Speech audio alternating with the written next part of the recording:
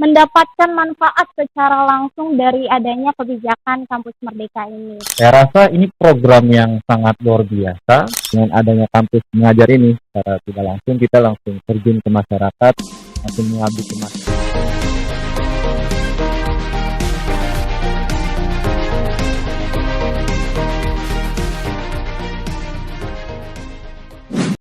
Halo Insan Dikti, selamat datang di podcast Dikti Menyapa, di mana podcast ini nantinya akan menjadi ruang untuk kita dalam berbagi berbagai cerita yang menarik dan juga inspiratif terkait pendidikan tinggi.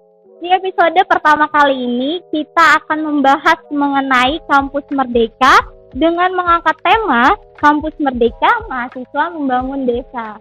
Sebelumnya Insan Dikti perlu tahu nih bahwa Kementerian Pendidikan dan Kebudayaan Republik Indonesia telah mengeluarkan kebijakan Kampus Merdeka, di mana kebijakan tersebut memberikan hak belajar kepada mahasiswa untuk belajar di luar kampus dan juga studinya selama kurang lebih 3 semester.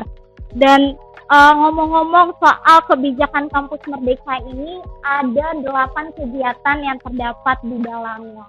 Antara lain, pertukaran pelajar, penelitian atau riset, wirausaha, studi atau proyek independen, proyek kemanusiaan, mengajar di sekolah, magang atau praktik industri, dan juga yang terakhir yang tidak boleh tertinggal yaitu yang akan kita bahas pada episode podcast Dikti Menyapa hari ini, yaitu proyek di desa.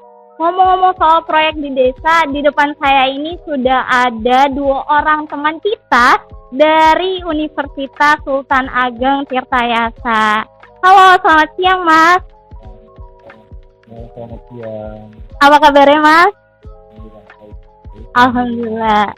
Baik, sebelum kita ngobrol lebih jauh nih Mas, kayaknya lebih enak kita untuk perkenalan diri dulu ya Mas. Silakan mulai dari Masnya.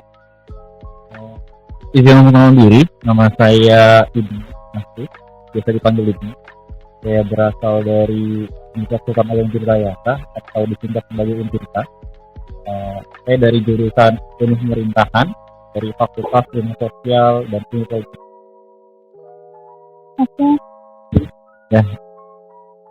Ini nama Sofian, saya dari Untirta juga, jurusan Pendidikan Non Formal. Sekarang orientasinya di BEM. Baik, ngomong-ngomong soal mahasiswa, berarti kita nih masih satu rekan begitu ya Mas. Dan juga kita berarti sebagai mahasiswa juga sudah tahu tentang kebijakan dari Mas Menteri ini terkait dari Kampus Merdeka. Nah, kalau misalnya ngomong-ngomong Kampus Merdeka, kita ini kan sebagai mahasiswa yang jelas mendapatkan manfaat secara langsung dari adanya kebijakan Kampus Merdeka ini. Tapi sebelumnya nih Mas, saya ingin bertanya, bagaimana sih tanggapan kalian berdua terkait kebijakan Kampus Merdeka ini? Silakan. Ya, terkait Kampus Merdeka ya, sebenarnya ini menjadi sesuatu hal yang menarik. Kita memang di launching di tahun lalu, tahun 2000, Menteri melaunching hanya mahasiswa Indonesia jangan hanya berenang di dalam kolam, tapi harus lepas di lautan samudra luar, karena harus nanti bersaing dengan pelajar ataupun mahasiswa yang ada di nasional dan juga luar negeri. Ini kan dalam artiannya harus mampu untuk harus mampu untuk bersaing sebetulnya. Kenapa? Karena ini menjadi satu hal yang bukan zaman sebetulnya. Kita melihat persaingan makin ketat, mau tidak mau pemerintah harus membuka ruang yang memang untuk menjadikan bahwasanya mahasiswa yang ada di Indonesia itu mampu gitu loh dalam kategori bahwasanya cocok dalam beberapa kriteria perusahaan ataupun juga menjadi tokoh entrepreneur ataupun juga dalam bidang-bidang akademisi. Nah, saya rasa ini program yang sangat luar biasa. Ini juga menjadi salah satu hal yang disambut oleh beberapa mahasiswa di Untirta khususnya. Apalagi juga kemarin sempat menjaring dari Untirta itu terjaring ya, total ada 266 mahasiswa yang ikut dalam kegiatan kampus mengajar di tingkat 1 di tahun 2021 ini. Nah, itu yang kita sangat-sangat apa ya, kita lihat wah responnya sangat luar biasa. Apalagi nanti ada beberapa program yang mungkin terkait pertukaran pelajar dan sebagainya gitu loh. Dan ini kita harapkan ada respon lebih baik lagi gitu loh dari kampus dan juga kementerian, dan kita harapkan mahasiswa juga peran aktif gitu. Betul. Jadi secara langsung terjun ke lapangan gitu ya Mas. Kalau Mas Sofyan itu sendiri bagaimana? Ya, kalau dari saya sendiri ya terkait dengan kebijakan program kampus kita ini, terutama dalam studi pendidikan yang saya notabene dari jurusan pendidikan non formal dan fakultasnya pendidikan, merespon dengan positif tentang kebijakan ini yang dikeluarkan oleh Mas Menteri, khususnya secara tidak langsung. Menurut tadi apa yang dikatakan Mbak, kita di bangku kuliah hanya sebatas teori saja gitu. Pada praktiknya dengan adanya kampus mengajar ini secara tidak langsung, kita langsung terjun ke masyarakat, langsung mengabdi ke masyarakat dan langsung mempraktekkan teori-teori yang sudah kita pelajari sebenarnya di bangku kuliah. Positif, sangat positif banget. Iya, setuju. Saya juga setuju dengan adanya kebijakan kampus merdeka ini menghasilkan luaran yang positif, khususnya untuk kita para mahasiswa, gitu ya Mas. Mas Ibnu sendiri, yang saya tahu Mas Ibnu merupakan presiden mahasiswa dari BMKBM Untirta. Dan kalau di Untirta itu sendiri, dari kebijakan kampus merdeka ini yang ada 8 kegiatan itu sudah dilaksanakan beberapa kegiatan di kampus Untirta. Bisa disebutkan apa aja Mas? Jadi beberapa kegiatan, ya ketika saya masih menjabat ya waktu itu ya, itu kita melaksanakan beberapa program. Satu sih sebetulnya kita fokuskan gitu. Kita coba untuk menjalankan program yang memang mengabdi di desa atau istilahnya program di desa. Kita coba untuk memilih desa mana yang memang perlu cocok sebetulnya. Karena kita tidak ingin hanya sekedar datang gitu, layaknya Superman gitu ya, layaknya cowboy, selesai pulang gitu loh, tidak memberikan tindakan lanjut. Sehingga kita coba untuk kirim opini dengan beberapa mahasiswa dan pengurus waktu itu. Nah, kira-kiranya kita mau pilih desa seperti apa kategorinya, cakupan wilayahnya di mana, kemudian harus ada tempat belajar bagi mahasiswa kita maupun luar. Karena ketika itu Mbak, itu kita buka skala nasional. Itu masih COVID ya, cuma kita coba untuk seleksi dan minimal maksimal adalah 10 orang dari berbagai kampus, ada UNJ, ada UIN Banten, dan juga Untirta juga ada beberapa. Kalau sekitar 9 atau 8. Nah, kembali lagi tadi promosinya, kita coba untuk cari. Ternyata di Banten itu ada desa adat, Kasepuhan. Kita kalau Banten cuma taunya adalah Baduy ya. Iya betul. Baduy dalam dan Baduy luar. Kalau sejarahnya seperti itu ya. Dan ternyata ketika kita ulik-ulik lagi, ternyata ada masyarakat adat dan mereka menyebutkan diri sebagai masyarakat adat Kasepuhan yang terdiri kurang lebih ada 11 Kasepuhan di Kabupaten Lebak, Banten, kabupaten yang terbesar di Banten ya. Dan kita akhirnya memilih Kasepuhan yang memang memegang teguh kearifan lokal dan sifat komunal ya, berkumpulnya itu sangat kuat. Jadi unik di sana. Ada kepala desa, ada ketua adat. Jadi ada pemerintahan. Jadi tidak menghilangkan yang daerah dan juga pemerintahan gitu ya Mas. Betul banget Mbak. Dan di sana itu kita mempelajari sistem pertanian. Keunggulan mereka adalah sistem pertanian dan sistem hukum yang masih dipegang teguh. Mereka menghormati sistem hukum negara, tapi juga menghormati sistem hukum yang ada di adat di sana. Nah, yang menjadi keunikan di sana adalah mereka selalu klaim, dan ternyata betul, mereka berani klaim 10 tahun tidak akan kehabisan pangan. Dan ternyata sistem pertaniannya di sana luar biasa Mbak. Padi tidak boleh diperjualbelikan, kemudian juga mereka mematuhi bahwasanya padi atau beras itu perwujudan dari Dewi Sri. Jadi Dewi yang memang kita percaya bahwasanya ini membawa kemakmuran gitu loh, tidak boleh diperjualbelikan. Jadi mereka tahu lumbung dan itu dikonsumsi untuk keperluan sehari-hari. Dan biasanya mereka ada perayaan tertentu untuk panen raya begitu. Itu biasanya unik tuh. Nah, setiap tahun sekali biasanya kehadiran dari bupati dan juga gubernur hadir sana biasanya. Dan masyarakat luas dari Kabupaten Lebak maupun juga luar Kabupaten Lebak juga kadang hadir dari Jakarta bahkan. Dan bahkan juga ada yang dari luar negeri mempelajari kebudayaan mereka. Sehingga itu menarik perhatian dari kawan-kawan kita kenapa kita nggak buat di sana, kita belajar, tapi kita juga implementasi Iya, apa yang menjadi kebutuhan mereka. Permasalahan yang ada di sana gitu Ya, ya. kita compare, kita komparasi, akhirnya ulik-ulik, ya, maka sekitaran jalan diakses di perdesaan sana, kesepuan sana masih gelap nggak ada akses lampu dan sebagainya. Akhirnya kita coba untuk saling mengkonfigurasi dan sebagainya. Kira-kira apa nih cocok? Oke, kita buatkan microhydro. Waktu itu kita agak sedikit kebingungan dengan jumlah harga yang begitu besar. Microhydro sangat luar biasa, Mbak. Akhirnya kita berpikir mungkin kita biasanya dengan BUMD ataupun dengan jadi internet. Dan alhamdulillah itu mereka juga wah ini sangat luar biasa dari kawan-kawan. Tapi kita juga konfirmasi dulu ke kampus, memang kampus belum ada respon waktu itu.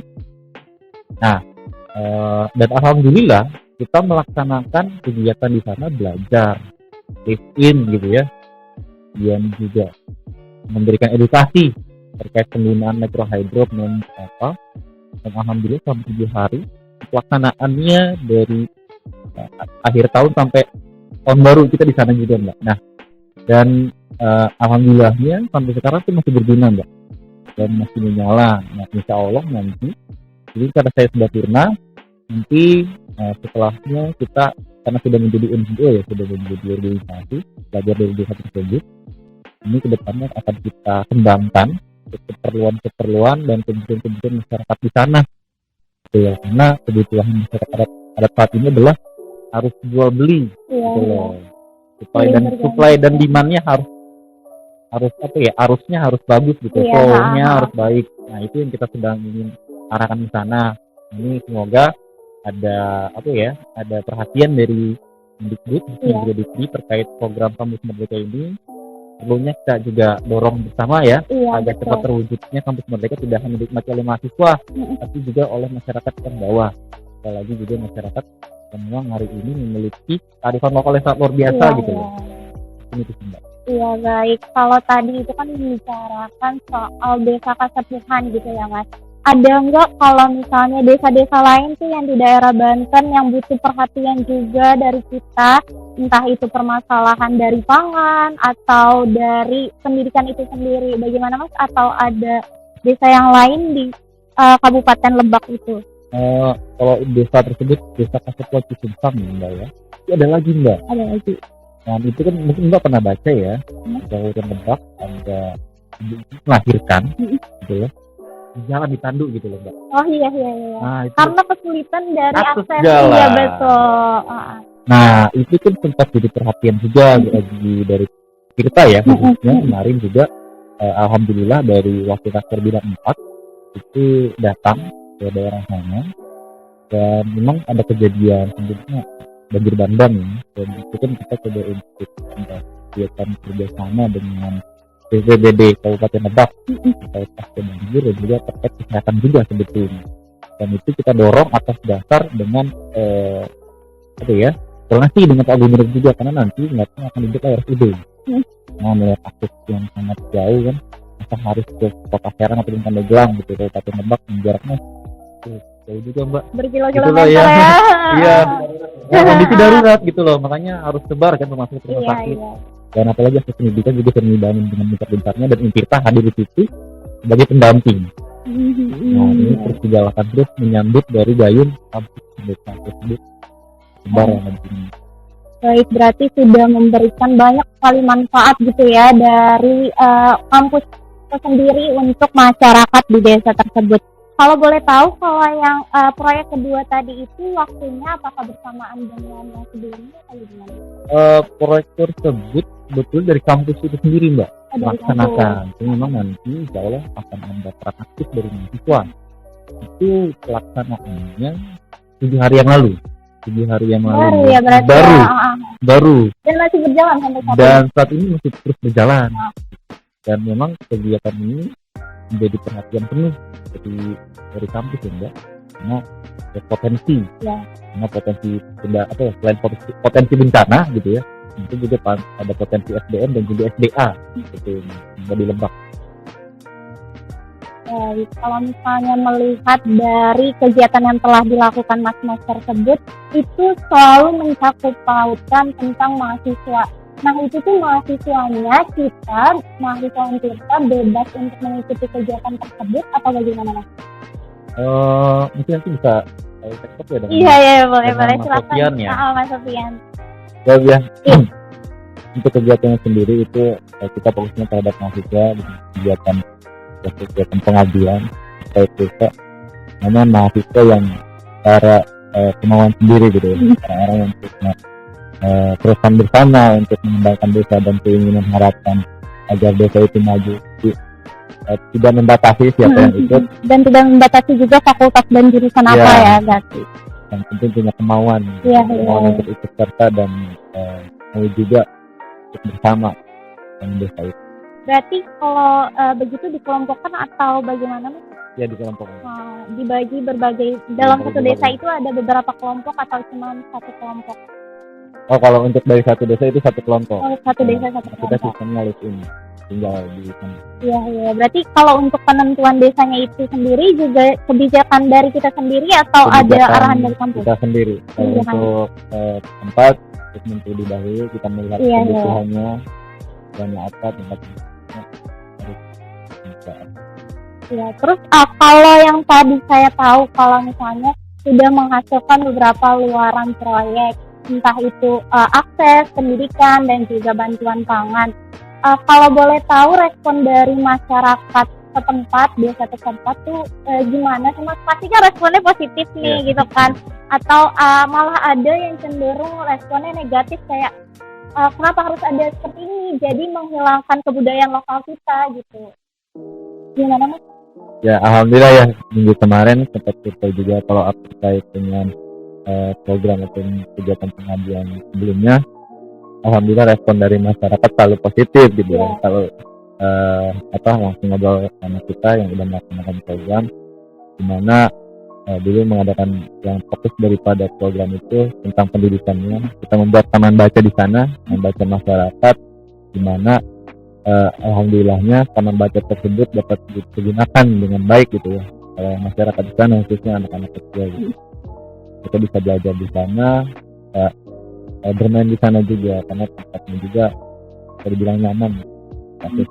Selain daripada bidang pertanian juga kita gencarkan di sana karena melihat bagaimana potensi di Kabupaten Pandeglang khususnya itu di Desa Wanagiri mengadakan pengabdiannya. Potensi untuk bidang pertanian itu cukup baik. Lahan masyarakat dari tiap-tiap masyarakat itu cukup luas gitu digunakan dimana kebutuhan pokok mereka sehari-hari, sayuran dan kebutuhan pokok dapur yang lainnya itu kita terapkan dari bidang pertanian dan daripada bidang pendidikan tadi. Iya. Jadi semuanya mencangkup permasalahan yang ada, bukan hanya di bidang pendidikan gitu ya. Kalau ngomong-ngomong soal fasilitas yang sudah disebutkan seperti taman baca tadi, itu masih terus dipantau sampai saat ini? Iya, terakhir follow up lagi di minggu kemarin melihat apakah tempat yang sudah kita buat masih berjalan atau enggak, dan alhamdulillah itu masih dipakai gitu. Masih terawat juga karena kita mengadakan dan membuat taman baca tersebut atas dasar kita sendiri, tapi melibatkan masyarakat. Artinya di situ masyarakat dilibatkan, masyarakat juga yang membangun dan merasakan memiliki gitu. Rasa memilikinya ada, makanya sampai sekarang alhamdulillah masih dirawat. Karena mungkin dari masyarakatnya juga masih membutuhkan itu, makanya merasa memiliki gitu untuk sama-sama merawat adanya fasilitas ataupun proyek yang sudah diberikan begitu ya mas. Kalau misalnya kita ngomong jauh ke depan ya mas, kalau misalnya setelah ini kan pada lulus dari UNIF-nya nih, Untirta gitu kan, kira-kira bakalan terus melanjutkan lebih baik proyek di desa ini, atau udah nih stop aja gitu, tanggung jawab kita tuh udah stop sampai kita lulus dari kampus itu sendiri. Bagaimana mas? Boleh? Masih dulu mungkin? Iya, kalau dari saya ya, lanjut sih sebetulnya. Ini kan sudah firma ya, sudah selesai gitu ya. Jadi lagi-lagi kejaran menteri gitu ya, beberapa pengurus ini harus selesai. PNS gitu ya, dan juga dari penduduk desa itu sering saling kontek-kontekan dengan kita kan ya, gimana Pak Haji gitu ya, kira-kira ini progres dari microhydro jalan nggak? Masih terus nih, cuma mungkin karena kegiatan di desa juga luar biasa ya, bertani, berternak gitu ya, mungkin sana ya itu masih aktif terus gitu ceritanya.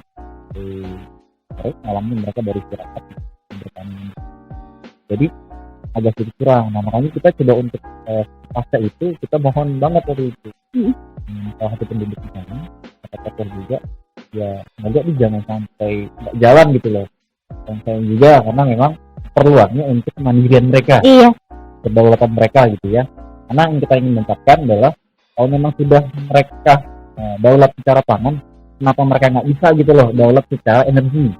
Kita ingin coba itu dulu aja, nanti kita baru bisa tahapan di dalam daulat secara ekonomi gitu ya, mampu atau enggak misalnya. Nah dan itu alhamdulillah report dari 1 bulan yang lalu di foto Pak Haji, karena di sana susah sinyal. Iya. Betul susah sinyal. Karena masih pedalaman itu tadi ya. Uniknya di sana itu Mbak, kita kalau mau nyari sinyal itu kita harus nempel ke jendela kaca. Direbut sinyal. Makanya kan waktu itu anak-anak agak sedikit unik. Wah banyak ada guru kakak tua ya nempel di jendela. Kalau sekarang. Dan itu ternyata alhamdulillah reportnya itu memang hubungin telepon calling gitu ya. Nyambung nggak berdering gitu, dan alhamdulillah di jalan. Dan kita harapkan ya pasca dari Lebaran atau nanti akhir gitu ya, kita bisa mampu menyelesaikan tanggung jawab kita, atau kita bisa mampu melebarkan gitu ya yang sudah kita tanam gitu ya. Gitu. Menghasilkan produk atau luaran yang lebih baik lagi gitu ya Mas, di harapannya setelah itu. Berarti kalau misalnya bisa dibilang untuk setelah lulus dari kampus itu sendiri masih akan terus bergerak di bidang sosial ini gitu ya Mas ya. Jadi tidak terlepas ikatan dari nama kampus, tapi juga memberikan manfaat sosial dari diri kita sendiri kepada masyarakat sekitar. Tadi udah membahas mengenai mengatasi permasalahan dari masyarakat, udah teratasi gitu ya Mas. Terus luaran proyek juga sudah dibuat dan juga mendapatkan respon positif dari masyarakat sekitar. Tapi untuk Mas sendiri ini sebagai mahasiswa khususnya, ada nggak sih dampak positif ataupun mungkin dampak negatif juga boleh disebutkan dari adanya proyek membangun desa ini? Siapa tahu ya kenapa sih harus ada proyek membangun desa ini? Kita kan jadi nggak punya waktu untuk keluarga gitu. Silakan Mas. Ya kalau dampak negatifnya salah satunya itu mungkin ya karena waktu kita terkuras jauh banyak gitu ya untuk kegiatan proyek desa ini. Tapi dampak positifnya jauh lebih banyak juga dibanding itu, karena merupakan suatu kebanggaan tersendiri gitu apabila kita melaksanakan program kegiatan yang bisa dikatakan sukses gitu. Itu satu kebanggaan tersendiri dan juga daripada pengalaman karena mengadakan kegiatan aja Pak. Maksudnya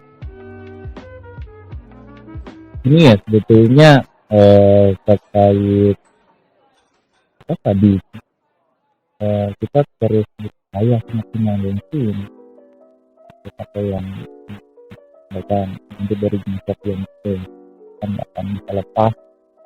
Dan juga terkait tadi beberapa hal negatif, kultur shocknya sih yang sebetulnya itu menjadi tantangan bagi mahasiswa. Kenapa menjadi tantangan? Karena ada istilahnya Mbak. Istilahnya boleh kalian itu jadi singa atau jadi macan di kampus. Tapi kalau kalian pulang ke rumah apakah kalian bisa seperti kalian di kampus? Betul. Itu jadi pertanyaan dan itu jadi tantangan yang bagi saya itu menakutkan. Kita bolehlah berteriak gitu ya di depan gedung DPR RI atau DPRD ataupun di tempat rektorat gitu ya, atau di kelas gitu ya. Tapi pas di rumah itu menakutkan dan itu jadi mimpi buruk dan juga jadi anomalinya masuk banget itu dulu. Boleh lalu aktif gitu ya, tapi pas di rumah ngapain gitu ya, rebahan dan itu sih kultur shocknya kita hadapi itu. Alhamdulillahnya ada beberapa kawan-kawan yang memang dia orang sana Jadi dia cuma beda kampung aja, beda desa aja. Jadi bahasanya kan kalau bahasa Sunda Banten itu agak beda-beda. Ada yang dia ya bahasa Sunda Banten itu agak kasar gitu ya. Tapi kalau daerah sana itu ke Sukabumi itu agak halus. Iya. Nah, itu agak sedikit ribet. Kawan-kawan kita itu sebenarnya kasar rata-rata. Bingung kan? Alhamdulillahnya ada. Kemudian juga kearifan lokal di sana. Jadi ada akulturasi agama dengan budaya. Kita kalau ziarah itu kan biasanya cuma doa gitu ya. Iya. Dan sebagainya. Di sana tuh kayak ngobrol aja Mbak, ngobrol. Kalau orang apa ya, sudah almarhum gitu ya. Tapi kita kayak ngobrol biasa aja. Itu dan bahasa tataran yang halus. Nah, itu pun juga hanya yang bisa tuh hanya ketua adat aja. Itulah tuh. Nah, dan juga di sana itu di Simpang ya, saya ambil contoh ya. Kita itu kalau disediakan Mbak nasi itu harus habis. Kalau nggak habis itu diomelin. Berarti disendokin gitu ya, disiapkan. Nah, cara kita adalah itu menyendok nasi dikit-dikit. Jadi kita pertama itu kita nggak tahu ya, kita makan. Itu ketika kita makan setengah porsi itu udah kenyang Mbak. Jadi berasnya itu memang apa ya, beda dan bikin cepet kenyang. Nah itu tuh hal-hal itu yang kita pelajari terus ternyata. Yang sebelum kita di sana kan aktifnya itu dari subuh dan sekarang kalau di kosan gitu ya masih aduh gimana tau sendiri kan gitu. Nah kita terus berjuang dan apalagi ternyata kan di sana pegunungan ya, kaki Gunung Salak itu umur 80 tahun 90 tahun itu masih bertani dan kita jadi agak berkaca kan cermin gitu ya. Aduh dia yang umurnya segini dia masih aktif, kita yang ini aduh gimana gitu kan. Akhirnya itu menjadi evaluasi, menjadi kritik kita juga sebagai pemuda mahasiswa ya, jangan sampailah sudah meraih pendidikan tinggi tapi nggak bisa berbaur dari negara kami itu. Dan alhamdulillahnya ini menjadi pelajaran kita dan dia alhamdulillahnya seperti itu. Berarti dampak positif yang dirasakan diri sendiri itu mungkin kalau lebih disiplin gitu ya dari melihat masyarakat sekitar tersebut kita. Baik, pertanyaan ini khusus untuk Mas Sofyan nih Mas. Mas Sofyan kan merupakan duta kampus merdekanya Untirta. Nah, Mas Sofyan itu bagaimana pendapat Mas Sofyan atau harapan Mas Sofyan terkait teman-teman mahasiswa yang lain, insan diksi yang lain untuk dapat bergabung dalam kegiatan kampus merdeka ini, Mas? Ya, untuk harapannya buat kedepannya, buat bagi mahasiswa sendiri jangan pernah merasa bahwa kegiatan yang menangkan ini tentang kampus merdeka itu dan manfaat yang positif. Padahal pada kenyataannya banyak dampak positif yang bisa kita dapatkan dan banyak pengalaman juga yang kita dapatkan terkait kampus merdeka. Nah sejauh ini ya respon daripada orang-orang yang langsung gitu ya dalam mengikuti program kampus merdeka, dia merasa bangga dan merasa bahwa ini sangat berguna loh gitu. Ketika yang masih mahasiswa, betul. Tadi itu kita belajar di bangku kuliah hanya sebatas teori saja, prakteknya langsung ya ini mereka ini ada peluang yang besar gitu ya. Merealisasikan itu. Samping dari gitu ya. ya itu luaran yang lain lah ya. Terus berarti kalau misalnya terkait momok kampus merdeka nih, kalau teman-teman kita tuh sering dengar kan kalau misalnya kampus merdeka tuh kayaknya kurang setuju deh saya sama kebijakan ini karena kayaknya memberikan dampak yang negatif untuk diri saya sendiri. Berarti ini kan dengan bukti yang nyata dari Mas Sofyan dan juga Mas Ibnu itu sendiri bisa menepis dari adanya kesalahpahaman dari teman-teman kita yang di luar sana gitu ya Mas. Karena memang pada dasarnya kampus merdeka itu memberikan dampak atau manfaat yang sangat berarti untuk diri kita sendiri. Karena saya juga mengikuti program kampus merdeka yaitu pertukaran pelajar dan itu juga dapat memberikan manfaat yang positif tentunya bagi diri saya gitu. Dan yang khususnya mengikuti program kampus merdeka dalam kampus mengajar ya satu mereka mengikuti kuliah dikonversikan gitu. Artinya dia bisa mengikuti program kampus mereka yang kampus mengajar itu tanpa harus mengikuti kuliahan. Iya, betul. Karena termasuk ke dalam 8 kegiatan kampus Merdeka tadi ya Mas ya. Jadi jangan khawatir misalkan saya mau ikut kampus mengajar tapi takut kuliahnya ditinggalin gitu ya. Iya, betul. Apalagi kalau misalnya saya mau ikut proyek di desa nih, tapi nanti dari kampusnya atau dari pemerintahnya tidak memerhatikan kita gimana. Betul. Tapi itu semua jauh gitu ya Mas dari keadaan yang kita alami sebenarnya gitu. Iya, betul. Dimana kita diterima oleh masyarakat sekitar. Iya. Masyarakat berterima kasih kepada kita atas proyek ataupun kegiatan yang telah kita lakukan gitu di desa tersebut. Nah, kalau kan sebentar lagi nih Mas Ibnu dan Mas Sofian itu akan tadi kita udah bahas terkait setelah lulus gitu ya bakal terus lanjut untuk melakukan proyek ini. Mungkin karena ini bertepatan dengan Hari Pendidikan kita gitu kan, Hardiknas, Hari Pendidikan Nasional. Apa sih yang ingin disampaikan kepada teman-teman dan juga apa harapan untuk program Kampus Merdeka ini? Saya harapkan itu lebih pada penunjangan terhadap pendidikan karakter sebetulnya. Karena dari anak-anak konstitusi itu juga berbunyi seperti itu dan terus digaungkan, apalagi tentang pendidikan gitu, bicara tentang masalah pendidikan karakter. Karena memang tujuan dari bangsa kita kan memang mendidik karakter dahulu. Gitu. Dan kemudian terhadap kampus Merdeka ini yang kita inginkan secara bersama, bahwasanya ini menjadi ajang kita bersama, ajang bagi Brian yang juga kampus, mahasiswa dan juga masyarakat ya. Ini kan artinya mencakup keseluruhan ya. Ini kita berharap tidak ada antara tumpang tindih, kita terlibat secara adil dan saling bahu-membahu, saling bagaimana untuk mengisi. Boleh mahasiswa bicara teori, tapi praktiknya di masyarakat. Iya, betul. Ya, boleh bicara masalah kekuasaan gitu loh, tapi tetap aja daulatnya di masyarakat, mahasiswa. Nah, artinya ini perlu adanya korelasi gitu, sehingga membuat resultan. Iya. Resultan yang memang, wah, cocok nih, kabarnya loh. Kabar Kampus Merdeka, inilah Kampus Merdeka, sehingga formulanya pas. Dan membuat formula yang minus itu juga bisa. Kalau kita dalam pabrik itu kan ada ISO-nya gitu ya, ada standar dan sebagainya. Harap semua berjalan dengan adil dan kontributif. Itu aja sih dari saya. Baik, kalau Mas Sofian itu bagaimana harapan di Hardiknas ini terlebih untuk pendidikan di Indonesia dan juga kebijakan dari Kampus Merdeka? Dan lebih meningkatkan lagi dari kualitas pendidikan yang ada gitu.